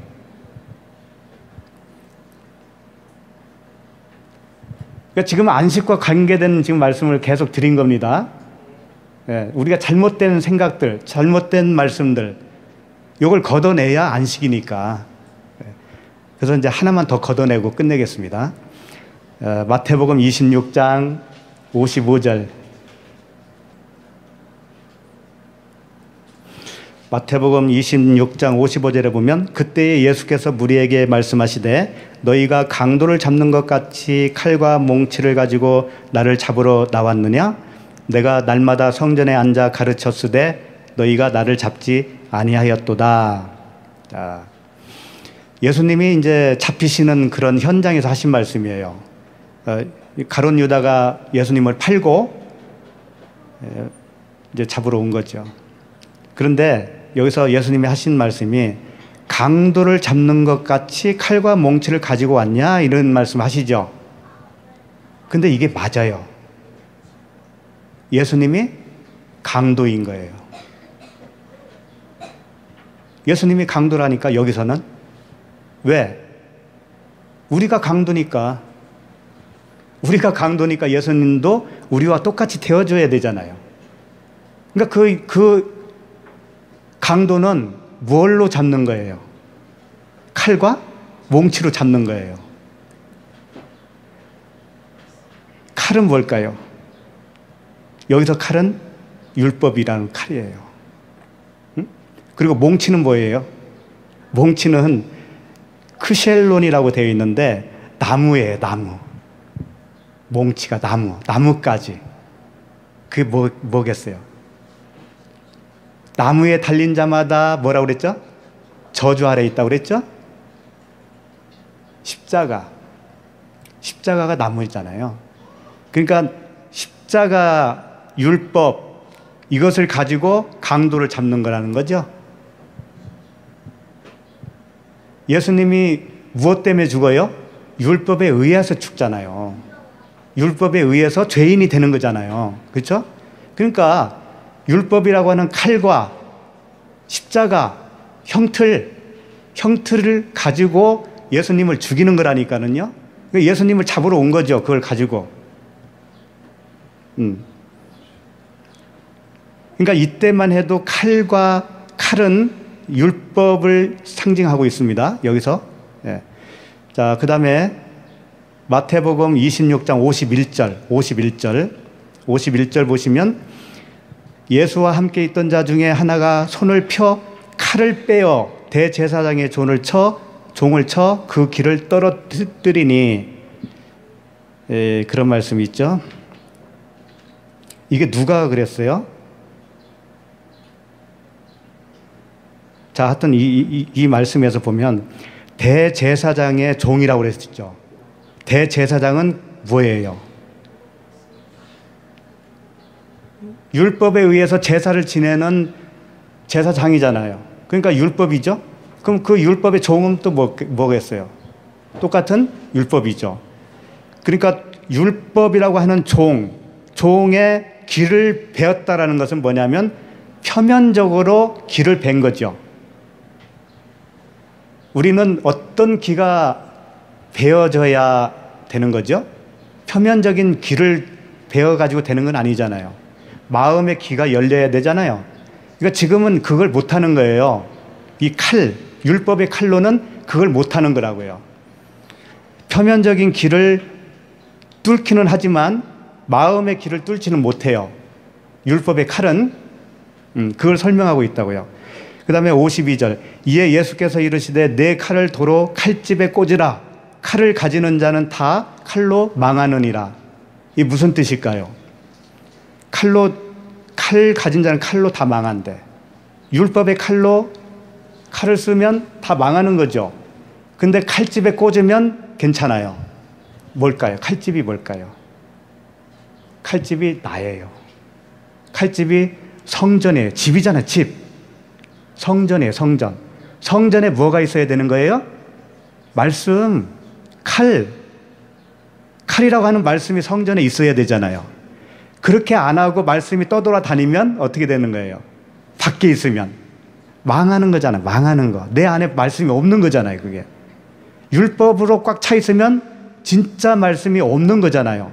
그러니까 그 말씀이 밖에 있는 거니까 칼집에 꽂혀 있지 않는 상태죠. 그럼 망하는 거지.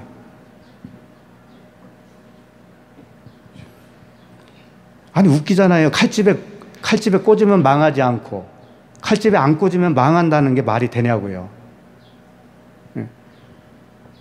자, 칼을 칼집에 꽂으라. 그랬습니다. 자, 그 다음에 요한복음 18장 10절에 보시면 그냥 잘 아시는 거니까 제가 읽어드릴게요. 이에 시몬 베드로가 칼을 가졌는데 그것을 베어 대제사장의 종을 쳐서 오른편 귀를 베어버리니 그 종의 이름은 말고라. 이런 말씀이 있어요. 아까는 이제 베드로라는 말이 안 나왔잖아요. 여기서는 이제 베드로가 나왔죠. 근데 그 말고라는 이름도 여기서는 또 나오죠. 예, 아까는 안 나왔었어요. 말고라는 뜻이 뭐냐면 말코스인데 멜레크라고 하는 왕이라고 하는 단어에서 나온 유래된 단어예요. 그러니까 말고는 뭐예요? 왕의 왕. 왕의 길을 베드로가 칼로 친 거예요. 감히. 그 왕은 세상 임금이잖아요. 세상 임금. 우리들이 다 말고예요. 우리들이. 그런데 베드로가 베어버린 그 칼은 율법의 칼이기 때문에 외형적으로 변화는 일으킨다고요. 교회 처음 가면 외형적으로 변화 일어나잖아요. 남자들 같으면 술, 담배 이런 거 끊어지잖아요. 그게 말고의 기가 떨어진 거예요. 그러나 마음의 기는 열린 거예요? 안 열린 거예요? 안 열린 거예요. 다 거기에 속아요. 윤리, 도덕이 변하는 것 가지고 구원받았다고 속는다고요. 그런데 오늘 히브리서 4장 12절 말씀은 어떻게 한다고요? 좌우의 날선 검으로 뭘 쪼개는 거예요? 이제 그거 이제 봅시다. 이제 마지막이니까 4장 12절. 이제 본문으로 돌아오는 거예요, 이제.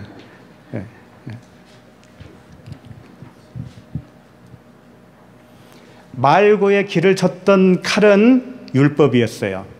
그건 외형적으로 변화시킬 수는 있어요.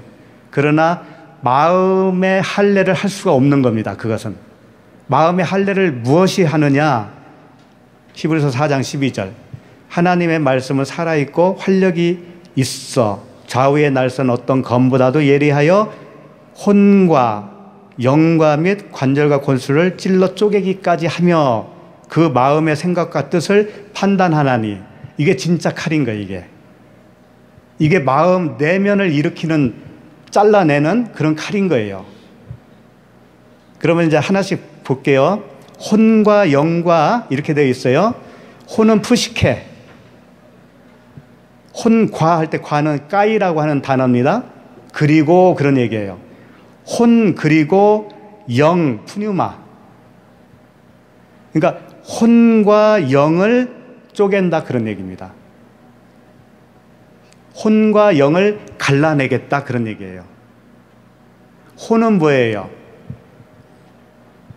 우리 죽어있는 생명을 혼이라고 그래요. 육적인 생명을 혼이라고 합니다. 그 혼을 잘라내겠다 이거죠. 그리고 푸뉴마, 성령의 사람으로 만들어주겠다 그런 얘기죠. 그 말씀이. 예. 그 다음에 혼과 영과 및 있는데 이 과 및 이것은 원어에는 없어요. 그러니까 이렇게 되는 거예요. 혼과 영, 그 다음에 관절과 골수, 그 다음에 생각과 뜻 이렇게 되는 거예요. 그게 대치점이에요. 항상. 다시 혼과 영은 한쪽은 비진리 한쪽은 진리란 말이에요. 그 다음에 관절과 골수는, 관절은 비진리 골수는 진리. 그 다음에 생각은 비진리 뜻은 진리 이렇게 되는 거예요. 그걸 나누겠다는 거죠. 우리가 그걸 섞여 있어서 몰랐는데 좌우의 날선 검은 말씀은, 진짜 말씀은 우리에게 들어오잖아요. 우리를 그렇게 나눠버리는 거예요. 죽이는 거예요. 죽여서 살리는 거예요. 이 관절이라고 되어 있는데요. 여기에 단어 하나가 빠졌습니다. 이 번역이 안 된 단어가 있는데 이 어떻게 되어 있냐면요. 관절이 하르몬이라고 하는 단어예요. 하르몬. 근데 하르몬 때라고 하는 때가 붙어요. 원어를 보면. 그게 무슨 얘기냐면 때는 두 개라는 뜻이에요. 둘. 그러니까 관절은 어떻게 돼요? 이쪽 뼈와 이쪽 뼈가 이어져 있잖아요. 두 개가 하나가 되는 거지 않습니까? 그게 뭐예요? 율법이에요. 율법. 선과 악, 하라 하지 말라. 이게 다 율법이잖아요. 응? 하지 마, 이건 해. 안식일에는 이거 하지 마, 안식일에는 이거 해. 다 하라 말아예요. 율법은. 이게 관절이라는 거예요. 관절. 그래서 두 관절 이렇게 되어 있어요. 굳이 표현하면 두 관절과 골수 이렇게 되어 있다고요. 골수는 뭐냐면 미엘로스라고 하는 단어고 이 신약에 여기 딱 한 번 나와요. 히브리서만 딱 한 번 나와요. 그래서 이 골수가 뭐겠어요? 피를 생산해내는 것이 골수죠. 그러니까 골수는 생명을 표현하고 있는 것이고 두 관절은 율법을 표현하고 있어요. 내 안에서 율법을 쳐내겠다는 거예요. 그리고 생명으로 가져가겠다 이거예요. 그걸 찔러 쪼개기까지 하며 마음의 생각과 이때 마음은 이제 카르디아예요. 마음의 생각은 뭐냐면요. 이런 거예요. 엔티메시스라고 하는데 자신이 어떤 짐작하는 거 있죠. 짐작하는 거. 이럴 거야 저럴 거야 상상하는 거 있죠. 상상하는 거. 이게 생각이에요. 육신의 생각은 하나님과 원수가 된다고 그러죠. 내가 상상해서 만들어내는 거 있어요. 이게 진리일 것이다. 이렇게 하는 게 옳을 것이다. 라고 생각하는 것들이 있단 말이에요. 그게 생각이에요. 상상하고 궁리하고 하는 것들. 말씀으로 행하는 게 아니고 내 생각으로 행하는 거예요. 그게 생각이에요. 근데 생각과 뜻은 뭐냐면은 엔노이아라고 하는 단어인데 어떤 개념을 말하는 겁니다. 개념. 체제. 어떤 틀을 얘기하는 거예요. 성령의 법 그러잖아요. 틀. 성령의 그 법으로 살아가는 거. 그러니까 그 로마서에서 그런 말 하잖아요. 사도 바울이 육신으로는 죄의 법을 섬기고 마음으로는 하나님을 섬긴다고 그러죠. 그 하나님을 섬기는 마음이 뜻이에요. 뜻. 그러니까 하나님의 뜻으로 살아야 되는 겁니다. 우리가. 그게 안식이에요. 내 생각으로 막 이렇게 잠 못 자면서 그 머리 굴리는 거 있잖아요. 그게 뭘까요? 그 생각이요. 자기 생각. 일어나지도 않을 일을 내가 소급해서 미리 걱정을 하고 있잖아요. 죽으면 죽으리라 하고 그냥 편하게 자요. 그냥 뭘 이렇게 궁리를 하고 상상하고 고민을 합니까? 그 생각이 없어야 돼요. 아주 즐겁게 사셔. 그냥 아예 생각 없이 살아요. 생각 없이 사는 게 행복하다니까요. 생각해봐야 뭐하냐고. 그렇게 되는 거 봤어요? 안 되잖아요. 그러니까 안식의 삶을 살아야지. 왜 그렇게 어렵게 살려고. 어렵게 사는 것도 참 노력을 하더라고.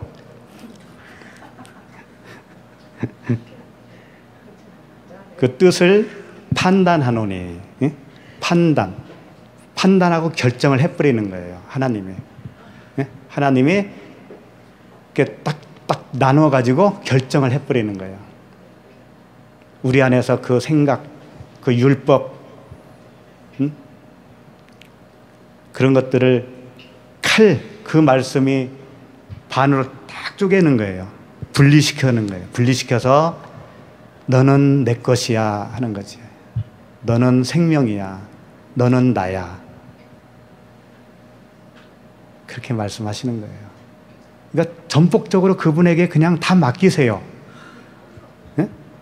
그분에게 다 그냥 맡기시고 편안하게 사시라니까요. 그리고 그분이 생각 주시는 대로 하시면 돼요. 그분이 생각 주시는 거. 내 생각 말고.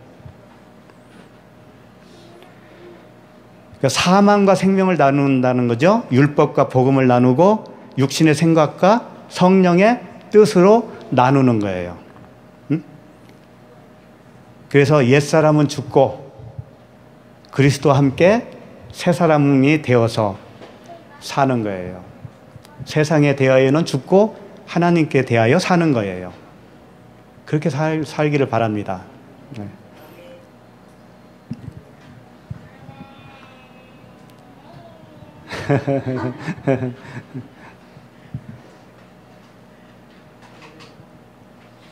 그러니까 말씀대로 사세요. 그냥. 네. 살면 얼마나 산다고 그래요.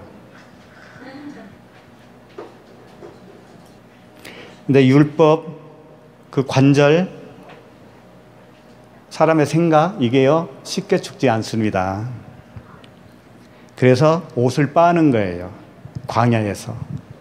광야 40년 동안 옷을 빠는 겁니다. 죄의 옷을 빠는 거예요. 그리고 요단강을 건너서 가나안에 들어가는 겁니다.